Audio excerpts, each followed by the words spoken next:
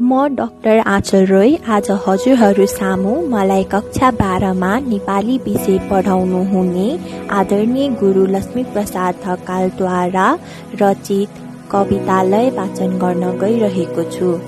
कविताको शीर्षक हो घाँस, बाँस र कपास। घाँस के हो क्वारेन्टाइनमा बसेकालाई सोध, बाँस के हो आइसोलेसनमा बसेकालाई सोध, कपास के हो झुत्रो कपडा लाउनेलाई सोध। आफ्नो औकात भुलिसकेको मानिसलाई कोभिड-19ले औकात सम्झाइदियो। आफ्नो गाउँ बिर्सेर शहरमा हराएको मानिसलाई कोभिडले औकात बुझाइदियो। गाउँको गुन्द्रुक र ढिडो बिर्सेर बर्गर, पिज्जा र मोमोमा रमाएका मानिसलाई गुन्द्रुक, ढिडो र पापड सम्झाइदियो। त्यो बुढी आमाले हाडीमा भुटेको मकै सम्झाइदियो। ती करेसा बारीमा फलेको मुलाको साग चिनाइदियो।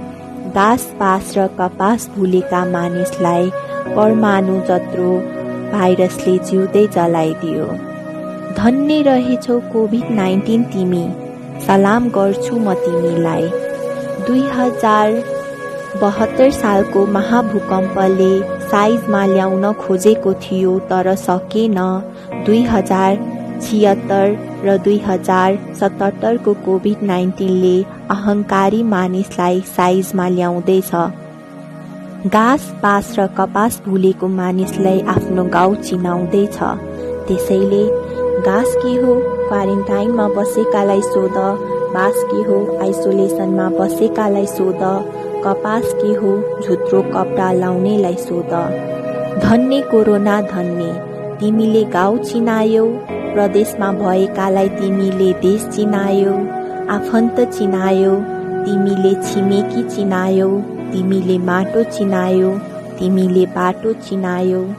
तिमीले सबै चिनायौ, सबैभन्दा बढी औकात चिनायौ। धन्यवाद।